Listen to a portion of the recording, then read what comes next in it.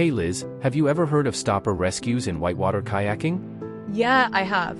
It's when you need to rescue someone stuck in a hydraulic or surface stopper, right?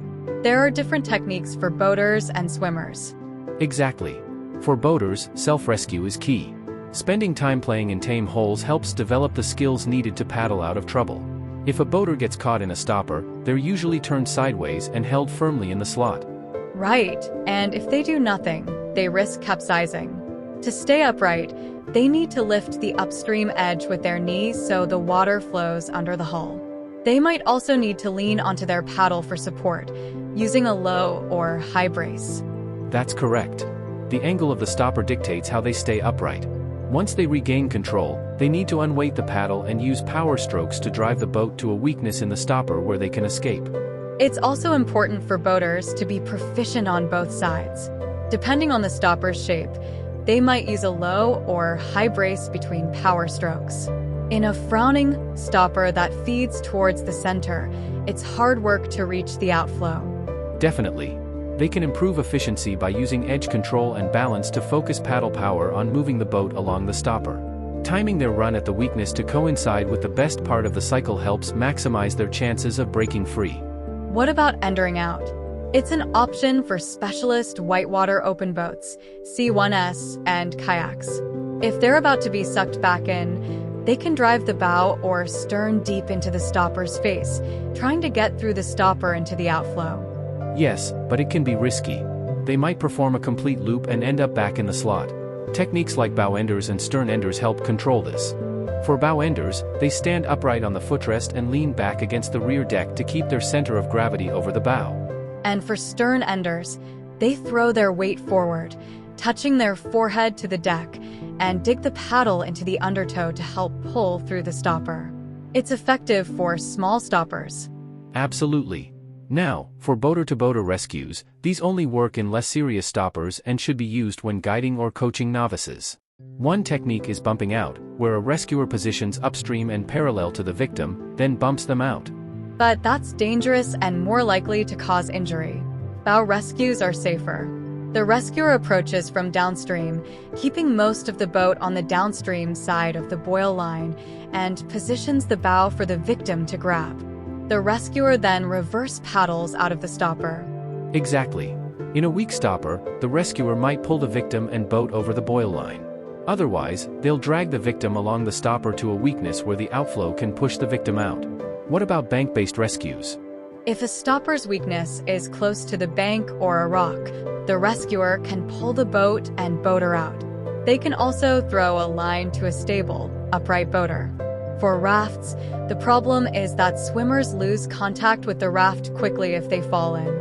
Rafts rely on buoyancy to stay upright and feed out of a stopper. High siding is crucial to prevent flipping. The crew moves to the downstream side to counteract the water's push. They can also shift the trim by moving the crew forward or backward and paddle along the stopper if possible. And for line rescues, a line can be thrown to the raft to pull it over the boil line or along the slot to the outflow. In a swimmer-attentive stopper, pre-placed live bait rescuers can latch onto the perimeter line and pull the raft out. Swimmers should hold onto the downstream tube while waiting for rescue. That's right. For swimmer rescues, simplicity is key. Self-rescue involves staying calm and maintaining a positive attitude. Swimmers should swim at right angles to the towback to reach a bank or break in the stopper. Turbulence can disorient swimmers. If disoriented, they should feel around for something to hold on to or kick off from. Adopting a star shape increases chances of being flushed through.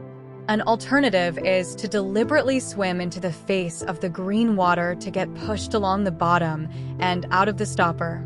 But there's a controversy about taking off the PFD.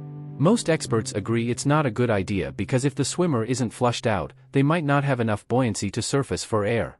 It's a last resort when all else fails and no rescue is imminent. For body surfing, swimmers hold a position similar to a free-fall parachutist while facing upstream. This helps maintain stability and buy time for rescuers. They can surf across to a break in the stopper by tilting and angling their body. Bank-based rescues are less risky for rescuers. The simplest method is reaching out with a paddle or canoe pole, ensuring the rescuer's safety by holding onto something solid. A well-aimed throw line is another quick method, but timing and removing excess rope are crucial. A float boat rescue involves attaching a throw line to a boat and feeding it into the stopper. When the swimmer grabs the boat, they're pulled out. This method works even if the swimmer is panicking but can be dangerous in a turbulent stopper. For a tagline rescue, 2 rescuers on each bank tension a rope with a floating object over the stopper. When the swimmer grabs the float, the rescuers pull them out. It's effective but time-consuming to set up. In extreme cases, turning off the water can help. For contact rescues, a 4-point tethered raft involves attaching lines to each corner and using them to control the raft's position. Live bait rescues involve a rescuer attached to a rope, ready to be pulled out with the victim.